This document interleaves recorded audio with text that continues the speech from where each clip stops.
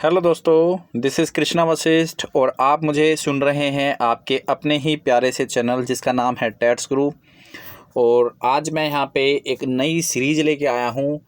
कुछ दिनों से मैं आपको एचस्टैट 2018 पीआरटी का क्वेश्चन पेपर करा रहा था, जो कि कंप्लीट हो चुका है। मैंने सारे सेक्शन कवर कर लिए हैं। अगर आपने वीडियो नहीं देखा है, जितने भी वीडियोस बने हैं 15-15 क्वेश्चंस के, तो प्लीज़ सारे वीडियोस देखिएगा, क्योंकि अगर आपने एचस्टैट का फॉर्म फिल किया है, आपका एग्ज़ाम होगा तो आपको एक आइडिया होगा। If you are a beginner तो आपको अभी आइडिया नहीं है, लेकिन वीडियोस को देखने के बाद आपको काफ़ी हेल्प मिलेगी। याद रखना, 2018 का क्वेश्चन पेपर है एचस्टैट का। सारा पेपर मैंने सोल्व किया है और पूरा डिटेल में एक्सप्लेन किया है। ठीक है, उम्मीद करता हूँ जिन बच्चों ने देखा होगा तो उनको एक आइडिया हो गया होगा कि किस लेवल का क्वेश्चन पेपर सेट होता है एचस्टैट के अंदर। थोड़ा सा लेवल डिफ़िकल्ट होता है if you compare HTET with CTET. थोड़ा सा यहाँ एचस्टैट के अंदर लेवल डिफ़िकल्ट होता है। ठीक है, तो अगर आपका सीटेट क्रैक हो चुका है, तो अगर आप एचस्टैट फर्स्ट टाइम दे रहे हैं, सेकंड टाइम दे रहे हो, तो ये मत समझना कि एचस्टैट का भी मेरा जिस लेवल पे मैंने सीटेट की तैयारी करी थी उसी लेवल पे आपका एचस्टैट भी निकल जाएगा। ऐसी बात नहीं है। थोड़ा सा लेवल यहाँ पे सीडीपी का या फिर हिंदी सेक्शन का या फिर मैथमेटिक्स के क्वेश्चंस का थोड़ा सा लेवल यहाँ पे टफ होता है। ठीक है, तो दोस्तों आज इस वीडियो के अंदर मैं आपको करवाने वाला हूँ, प्रीवियस पेपर ही लेके आया हूँ, क्योंकि टैट्स गुरु चैनल पर मेरी कोशिश ये रहती है कि मैं आपको प्रीवियस पेपर ज़्यादा से ज़्यादा सोल्व करवाऊँ।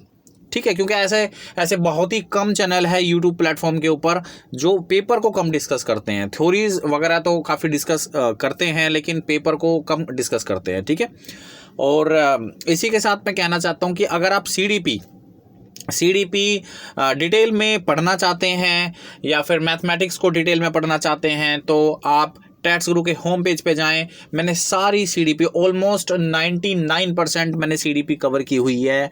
क्वेश्चन पेपर मैंने डिस्कस किए हुए हैं एचस्टैट के अंदर, सीटेट के अंदर, तो आपको काफ़ी फ़ायदा होगा। उन वीडियोस को देखें। और ये जो मैं क्वेश्चन पेपर करा रहा हूँ ये टीजीटी लेवल का है और ये 2019 का क्वेश्चन पेपर है दोस्तों। मैं लेटेस्ट क्वेश्चन पेपर लेके आया हूँ आप लोगों के लिए, जो कि लास्ट ईयर हुआ था। ठीक है, एचस्टैट का है लेवल 2, आप पढ़ पा रहे हैं यहाँ पे। टीजीटी मैथमेटिक्स के लिए है, लेकिन जो सीडीपी होगी, जो हिंदी इंग्लिश होगी, जो रीजनिंग हरियाणा जीके होगी, वो तो कॉमन है सभी के लिए। ठीक है, सब्जेक्ट स्पेसिफिक 60 मार्क्स का आता है, तो वो डिफरेंट हो जाएगा यहाँ पे। तो दोस्तों स्टार्ट करते हैं। और मेरी कोशिश ये है कि मैं आपको एक आइडिया दूं, एक विज़न दिखाऊं, जिससे कि आप मोटिवेट हो जाएं और सीटेट और अपना एचस्टैट का पेपर अच्छे से निकालें। ठीक है, पहला क्वेश्चन लेते हैं दोस्तों।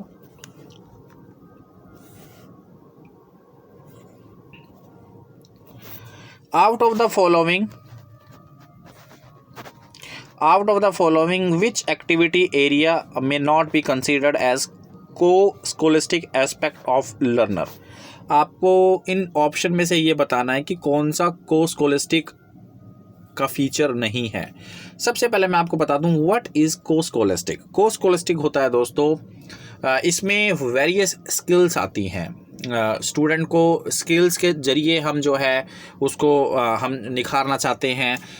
सोशल स्किल आ गई इसके अंदर, क्रिएटिव स्किल भी इसी का ही एक पार्ट है, एटीट्यूड एंड वैल्यूज़ भी इसी का ही पार्ट है। ठीक है, तो इसे बोलते हैं को-स्कोलेस्टिक एस्पेक्ट या को-स्कोलेस्टिक आप कह सकते हैं। तो जो करिकुलर सब्जेक्ट्स हैं वो को-स्कोलेस्टिक का पार्ट नहीं होता।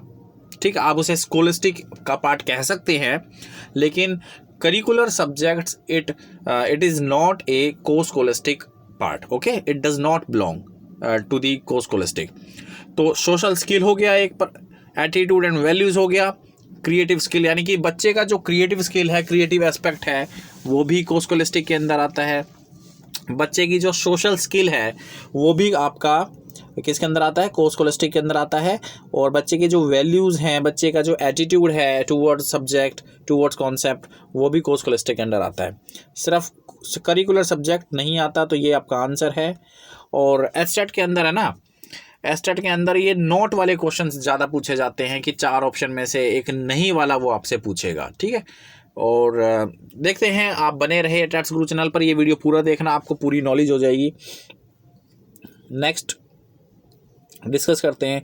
Out of the following which is not related with cognition. देखो बच्चों, कॉग्निशन क्या है? संज्ञानात्मक विकास, हमारी थिंकिंग से जुड़ा हुआ, हमारी थॉट प्रोसेस से जुड़ा हुआ, उसे हम कॉग्निशन कहते हैं। और इसके अंदर जिस साइकोलॉजिस्ट ने सबसे ज़्यादा रिसर्च किया था वो है जीन पियाजे। तो अगर आप जीन पियाजे की रिलेटेड सारी वीडियोस जानना चाहते हो, उनकी जो स्टेजेस थी वो सारी वीडियोस आप स्टडी करना चाहते हो, तो यूट्यूब चैनल पर अवेलेबल हैं। टैट्स गुरु होम पेज पे जाएं, मैं बार बार आपको समझाता हूँ, ठीक है।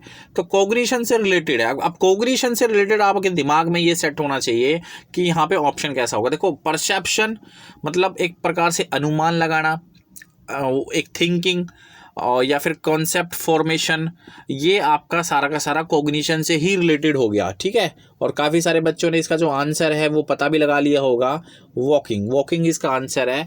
क्योंकि जो वॉकिंग है वो प्योरली एक फिजिकल एक्टिविटी होती है, ठीक है। उसके अंदर कुछ ना तो थिंकिंग होती है, ना परसेप्शन होता है, ना कॉन्सेप्ट फॉर्मेशन होता है, ठीक है। जो दिमाग का खेल होगा बेसिकली वो कॉग्निशन होगा। तो जो मेरे भाई बहन फर्स्ट टाइम साइकोलॉजी की स्टडी कर रहे हैं, जो मेरे भाई बहन फर्स्ट टाइम एस्टेट को देने जा रहे हैं, तो वो इन वर्ड के मीनिंग को अच्छे से जान लें, ठीक है। हिंदी में भी जान लें और इंग्लिश में भी जान लें, हेल्प आपको होगी, ठीक है।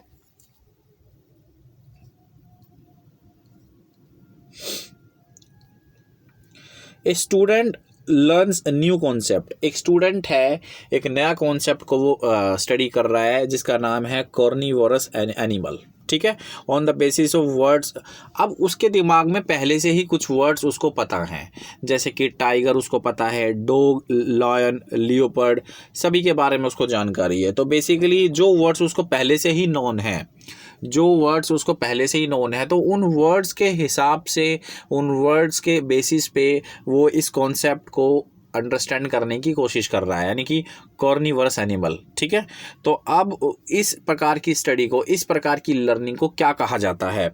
कॉम्बिनेशनल लर्निंग, सब ऑर्डिनेट लर्निंग, कोरिलेटिव लर्निंग, या फिर सब सुपर ऑर्डिनेट लर्निंग, ठीक है। तो दोस्तों ये एक प्रकार का कॉन्सेप्ट है, सुपर ऑर्डिनेट लर्निंग हम इसे कहेंगे, ठीक है। सुपर ऑर्डिनेट मतलब, सुपर ऑर्डिनेट लर्निंग क्या होता है? सुपर ऑर्डिनेट लर्निंग होता है कि पहले से ही नॉलेज है और उस नॉलेज के बेस पे हम एक नया कॉन्सेप्ट समझने की कोशिश करते हैं, ठीक है। उस कॉन्सेप्ट के बेस पे हम एक नया कॉन्सेप्ट समझने की कोशिश करते हैं। जैसे फॉर एग्जांपल एप्पल, मैंगो, ये सारे के सारे जो हैं किसके ट्रीज़ हैं? सारे के सारे फ्रूट के ट्रीज़ हैं। अब आप एप्पल पढ़ रहे हो, अब आप क्या है मैंगोज़ पढ़ रहे हो, तो इट मीन्स ये दोनों के दोनों फ्रूट ट्री से आ रहे हैं। और ट्री क्या है? दोनों के दोनों फ्रूट हैं, देने वाले हैं। जो एप्पल का ट्री है वो भी एप्पल का फ्रूट देता है, जो मैंगो का ट्री है वो भी मैंगो का ही फ्रूट देता है। दोनों के दोनों फ्रूट फैमिली से बिलोंग करते हैं, ठीक है। तो it means that is super ordinate learning, ठीक है, जहां पे पहले से ही एक नॉलेज पता है और उस नॉलेज के बेस पे हम दूसरे कॉन्सेप्ट को समझने की कोशिश करते हैं, ठीक है। कंफ्यूज मत होना, कोरिलेटिव लर्निंग नहीं होगा ये, क्योंकि ज़्यादा से ज़्यादा बच्चे यहाँ पे कोरिलेटिव लर्निंग के बारे में सोचेंगे। नेक्स्ट क्वेश्चन नंबर फोर्थ के बारे में मैं आपको बता देता हूं कि चिल्ड्रन की अंडरस्टैंडिंग, ठीक है, कि जेंडर चेंज नहीं होता। अगर मेरा मेल जेंडर है तो मेरा मेल ही रहेगा, और मेरा अगर फीमेल जेंडर है तो फीमेल ही रहेगा। चिल्ड्रन की ये समझ इस्टेब्लिश हो चुकी है। जब बच्चा छोटा होता है तो उसको ये समझ नहीं होती है, ठीक है, तो ये समझ उसके अंदर डेवलप हो चुकी है। तो अब अगर कोई बच्चा जो है, सपोज करो कोई लड़का है और वो लड़की की ड्रेस पहन लेता है, मान लो 7-8 साल का लड़का है, वो लड़की की ड्रेस पहन लेता है, उसको ये समझ है कि मैं चाहे बेशक लड़की की ड्रेस पहन लूँ, चाहे मैं लड़कियों जैसे बाल कंघी करना स्टार्ट कर दूँ, लेकिन मेरा जो जेंडर है वो चेंज नहीं होगा। तो उसकी जो ये समझ है बच्चों, वो है जेंडर कंसिस्टेंसी। क्या है? Gender consistency. या ध्यान रखना, जेंडर स्टीरियोटाइप्स नहीं होगा। हालांकि ये भी बहुत इंपॉर्टेंट टॉपिक है, इसको भी मार्क कर लें, क्योंकि ये एग्जाम में 5 में से 4 बार इसके ऊपर क्वेश्चंस पूछा जाता है। जेंडर स्टीरियोटाइप्स क्या होता है? जहां पे हम जेंडर के अंदर पक्षपात करते हैं। पक्षपात मतलब लड़के और लड़कियों को उनकी एबिलिटी के काम ना दे करके दूसरे देते हैं, ठीक है। Gender stereotypes. क्या करते हैं? Gender stereotypes. ठीक है, तो जेंडर कंसिस्टेंसी कहेंगे। जेंडर कंसिस्टेंसी क्या होती है? इन विच कोई भी अगर लड़का है कोई भी लड़की है उसको ये पता चल जाए कि दिस इज माई सेक्स और इट डज नॉट चेंज। अगर मैं कुछ भी पहनूं, अगर लड़की है लड़के वाला ड्रेस पहनूंगी तो कोई दिक्कत नहीं है, मेरा जेंडर चेंज नहीं होगा। तो ये जो समझ है ये जेंडर कंसिस्टेंसी के अंदर आती है। नेक्स्ट क्वेश्चन दोस्तों, what is the age group of late childhood stage? Late childhood stage का एज ग्रुप क्या होगा? तो देखो 2 से 6 साल का तो नहीं होने वाला, क्योंकि वहां से तो चाइल्डहुड अर्ली चाइल्डहुड स्टार्ट होता है। क्या होता है? अर्ली चाइल्डहुड स्टार्ट होता है। देखो चाइल्डहुड की 3 स्टेज होती हैं, अर्ली, मिडिल और लेट। यहाँ पे लेट पूछा है दोस्तों, तो आपका जो आंसर हो जाएगा वो हो जाएगा बी, 6 से 12 साल के बीच में। ध्यान रखना यहाँ पे 11 से 15 मत लगा देना, क्योंकि 11 साल के बाद तो धीरे धीरे बच्चा चाइल्डहुड से होता हुआ वो एडोलेसेंस की एज में चल रहा है। ठीक है, समझ में आ गया? बी पे चलते हैं अब। Assessment of all around development. देखो assessment of all around development यानी कि ये बोल रहा है बच्चों कॉम्प्रिहेंसिव, कॉम्प्रिहेंसिव इवोल्यूशन। क्या बोलता है? Comprehensive evolution. बच्चों कॉम्प्रिहेंसिव इवोल्यूशन क्या होता है?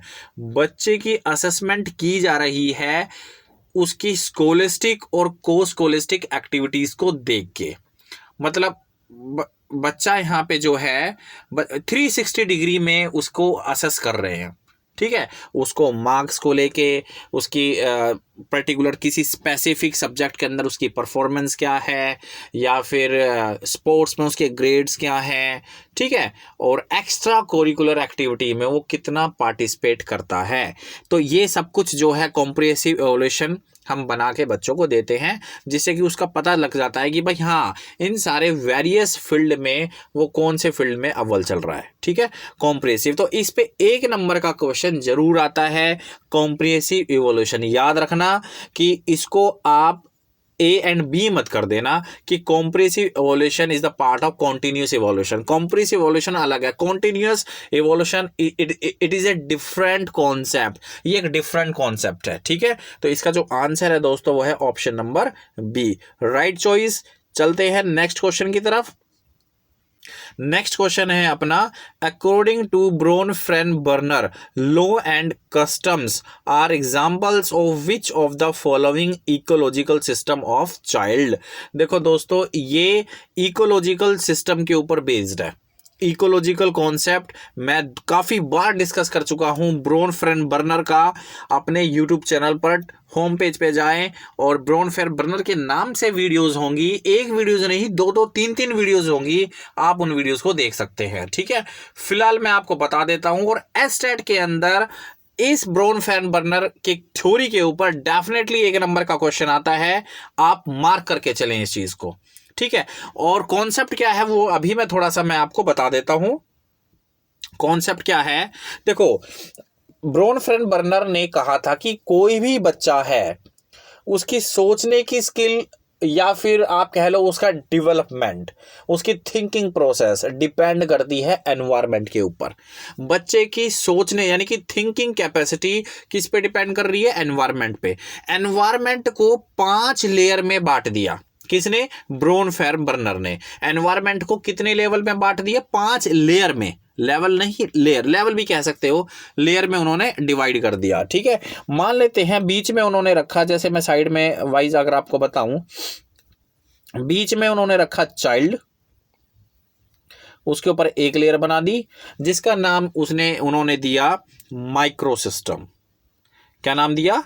Micro system. पहली वाली लेयर क्या है? Micro system.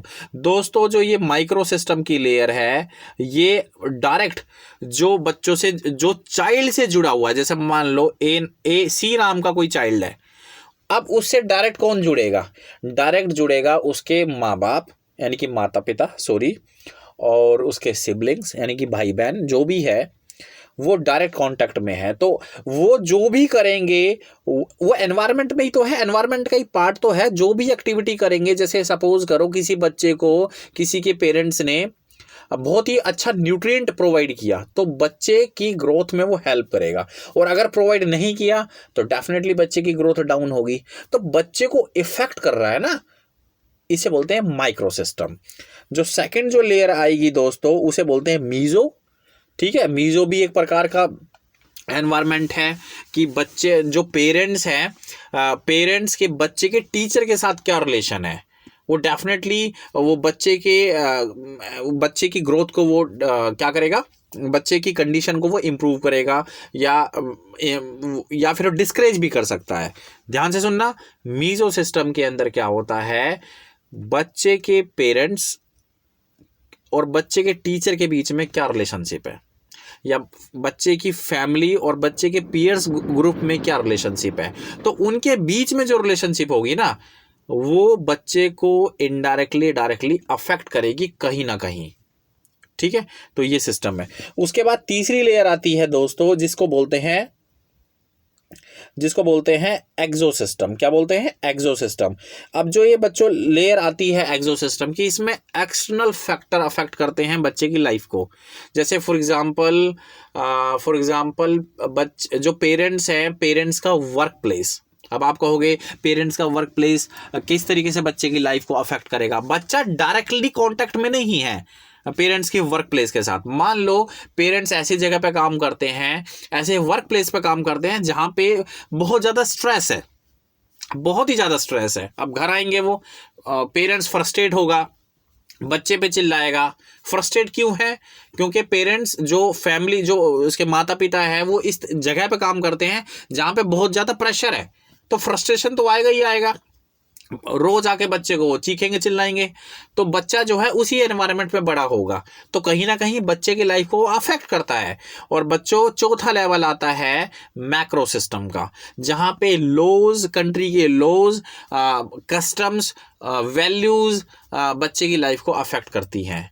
अब जैसे फॉर एग्जांपल मान लो कोई बच्चा है वो हिंदू फैमिली से बिलोंग कर रहा है, ठीक है, या फिर एक ऐसी कंट्री से बिलोंग कर रहा है जहाँ पे मुसलमान है, तो उसकी थिंकिंग प्रोसेस कहीं ना कहीं हिंदुओं से अलग होगी। ठीक है, उसकी थिंकिंग प्रोसेस कहीं ना कहीं मुसलमान जैसी होगी। तो मतलब मैं यहाँ पे किसी कास्ट पे कमेंट नहीं कर रहा हूँ, मैं एक चीज़ आपको समझाने की कोशिश कर रहा हूँ।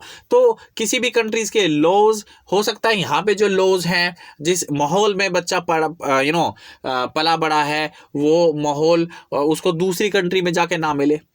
तो लॉज, कस्टम्स, वैल्यूज वो डिपेंड करती है। ठीक है, और ये टाइम समय के ऊपर भी डिपेंड करता है अपने आसपास। मान लो एक बच्चा जो है गरीब फैमिली में जन्मा है और एक बच्चा जो है एक अमीर फैमिली में जन्मा है, तो हो सकता है अमीर फैमिली का बच्चा उसकी लाइफ बहुत ही ईजी हो, उसकी थिंकिंग प्रोसेस बहुत ही डिफरेंट हो, और जो गरीब फैमिली में बच्चा जन्मा हो सकता है उसकी थिंकिंग प्रोसेस बहुत ही अलग हो अमीर वाले से। ठीक है, लेकिन इसको चेंज किया जा सकता है, इसको इट डिपेंड्स अपॉन टाइम। हो सकता है कि कोई गरीब फैमिली का बच्चा है वो आगे मेहनत करके और अपनी थिंकिंग प्रोसेस को चेंज कर ले, अमीर बन जाए, उसकी थिंकिंग प्रोसेस फिर चेंज हो जाएगी, और उसके आने वाली जो पीढ़ी है डेफिनेटली फिर वो अलग तरीके से सोचना स्टार्ट कर देगी। जो आपका मैक्रो सिस्टम में जो आपका वैल्यूज है वो चेंज हो सकता है, कॉन्सेप्ट है वो चेंज हो सकता है।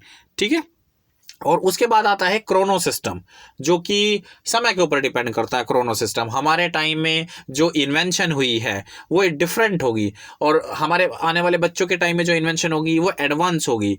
तो ये इन्वेंशन के ऊपर डिपेंड करता है। तो 4-5-6 सिस्टम होते हैं।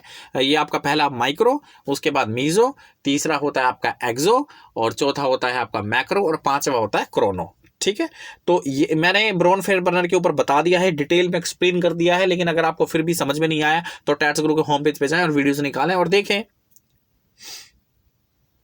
नेक्स्ट क्वेश्चन, अच्छा मैंने उसका आंसर नहीं बताया, सॉरी। तो अब आपको समझ में आ गया होगा, लॉज एंड कस्टम्स ये डेफिनेटली मैक्रो सिस्टम का पार्ट है। Next, who was the profounder of NDI. NDI एक प्रकार का मोटिवेशन है, मोटिवेशन का फॉर्मूला है। आप देखोगे, चेक करोगे तो मोटिवेशन का फॉर्मूला क्या होता है, एम इंटू में वी और सी इंटू में आई, या आई इंटू में एक चीज़ और होती है, शायद मैं भूल गया, हालांकि यहाँ पे मोटिवेशन फॉर्मूला नहीं पूछा हुआ है, यहाँ पे पूछा हुआ है कि मोटिवेशन फॉर्मूले को इन्वेंट किसने किया था। तो अर्नेस्ट हिलगर्ड इनका पूरा नाम है, ठीक है, इन्होंने मोटिवेशन फॉर्मूले को बनाया था।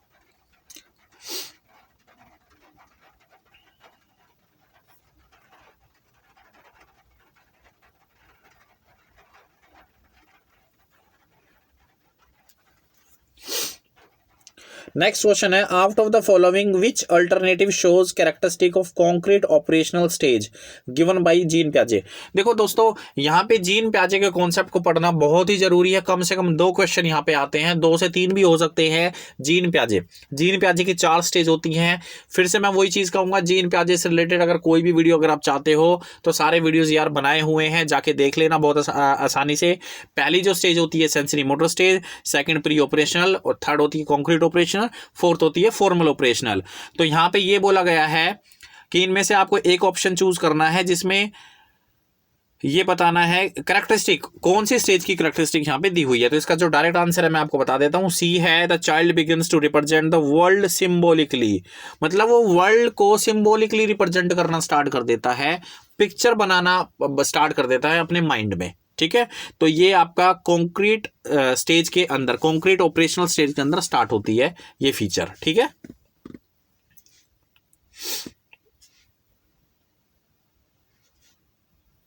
Next question, out of the following which is not other name of the childhood. Childhood का कौन सा दूसरा नाम नहीं है। मतलब आपको 4 ऑप्शन दिए हुए हैं, 4 ऑप्शन में से आपको एक ऐसा नाम हटाना है जो चाइल्डहुड की संज्ञा, जिसको चाइल्डहुड की संज्ञा में नहीं लिया गया है। देखो, एलिमेंट्री स्कूल एज ये एक चाइल्डहुड का ही नेम है, क्योंकि बच्चा जब एलिमेंट्री स्कूल में जाता है तो चाइल्डहुड के पीरियड में चल रहा होता है। स्मार्ट एज ये नाम भी चाइल्डहुड के अंदर ही दिया गया है बच्चे को। गैंग एज जहाँ पे बच्चा गैंग में रहता है, ये भी वो चाइल्डहुड के अंदर ही करता है। लेकिन जो प्री गैंग एज है उसमें वो चाइल्डहुड स्टेज में नहीं रहता, ठीक है। तो option number C is the right answer. Who proposed social cultural theory of cognitive development. तो भाई सीधी सी बात है, ले वाइगोत्स्की इसका आंसर है, क्योंकि वाइगोत्स्की ने सोशल थ्योरी दी है। जीन प्याजे ने कॉग्निशन में सर्चिंग की है, और जबकि ले वाइगोत्स्की ने सोशल कॉन्सेप्ट दिया था। बहुत इजी क्वेश्चन है। नेक्स्ट क्वेश्चन भी बड़ा इजी है, which word was used by Thurston for intelligence. तो इसका जो राइट आंसर है दोस्तों वो है प्राइमरी मेंटल एबिलिटीज, जिसको शॉर्ट में आप पीएमए कह सकते हैं, प्राइमरी मेंटल एबिलिटीज। तो थर्स्टन ने अपनी इंटेलिजेंस में प्राइमरी मेंटल एबिलिटीज को कॉन्सेप्ट दिया है, इसका कॉन्सेप्ट दिया है। Next, which of the following is not a defence mechanism. तो इनमें से कौन सा डिफेंस मैकेनिज्म नहीं है। तो इसका जो राइट आंसर है वो है एसोसिएशन, क्योंकि आइडेंटिफिकेशन, रेशनलाइजेशन और कंपनसेशन एक प्रकार का डिफेंस मैकेनिज्म है। जो देखो दोस्तों, ये पर्सनैलिटी का टॉपिक है, अगर आपको नहीं पता है तो मैं आपको बता देता हूँ। पर्सनैलिटी के अंदर ही होता है डिफेंस मैकेनिज्म। सारी वीडियोज मैंने डिफेंस मैकेनिज्म की बनाई हुई है, आप देख लेना, ठीक है। और कंपनसेशन मैं आपको बता देता हूं। कंपनसेशन क्या है कि कोई भी व्यक्ति जो है अगर एक फील्ड में फेल हो जाता है तो दूसरे फील्ड में वो पहले वाली फील्ड की फेल्योर को कंपनसेट करने की कोशिश करता है। मतलब अगर वो एक फील्ड में फेल हो गया और बी फील्ड में बहुत ही अच्छा करने की कोशिश करता है, मतलब पहले वाले फील्ड की असफलता की भरपाई करने की कोशिश करता है, ठीक है। तो ये है आपका कंपनसेशन। आइडेंटिफिकेशन क्या है, ग्रुप ऑफ पीपल, ऐसे लोग जो, जैसे मान लो एग्जांपल के तौर पे मैं आपको बता देता हूं, जैसे मान लो मेरे को म्यूजिक पसंद है, मेरे को रॉक म्यूजिक पसंद है, तो मैं ऐसे बंदों के साथ रहना पसंद करूंगा जिनको रॉक म्यूजिक पसंद है, यानी कि ग्रुप ऑफ सेम पीपल, ठीक है, same people of the group आप कह सकते हैं कुछ इस तरीके से ही। मतलब बहुत सारे, मतलब ग्रुप के अंदर बहुत सारे पीपल हैं और उनकी बहुत सारी हैबिट जो है वो मैच करती है, ठीक है। That is identification. मतलब हम अपनी आइडेंटिफिकेशन से ही मैच करता हुआ किसी दूसरे व्यक्ति को ढूंढते हैं। रेशलाइजेशन मतलब एक प्रकार का रेशलाइजेशन है जो कि हम दूसरों के साथ करते हैं। जैसे फॉर एग्जाम्पल मैं मैनेजर हूं, मेरे नीचे एक एम्प्लॉय काम करता है, अब मैं वो उसने टाइम पे काम नहीं किया तो मैं उसको फटकार लगा रहा हूं, ठीक है, मैं उसको डांट पिला रहा हूं। लेकिन मैं ये, और मेरे को ये भी पता है कि उसने बेचारे ने लेट काम स्टार्ट किया था, लेकिन मैं अपनी फ्रस्ट्रेशन उस बंदे के ऊपर निकाल रहा हूँ, उस एम्प्लॉय के ऊपर निकाल रहा हूँ। That is called rationalization. तो ये तीन जो हैं ये आपके डिफेंस मैकेनिज्म का पार्ट है, लेकिन एसोसिएशन कोई भी डिफेंस मैकेनिज्म नहीं होता। विच of the following is not an element of emotional intelligence, इनमें से कौन सा इमोशनल इंटेलिजेंस नहीं है? तो आपका जो आंसर है, देखो सेल्फ मोटिवेशन भी एक इमोशनल इंटेलिजेंस के अंदर ही आता है। एम्पैथी, सिंपैथी, कुछ भी कह लो, हालांकि होता डिफरेंट है, एम्पैथी अलग होता है, सिंपैथी अलग होता है, लेकिन अभी इस लेवल पे आप सेम ही मान सकते हो। हैंडलिंग रिलेशनशिप, ये भी एक इमोशनल इंटेलिजेंस का ही पार्ट है।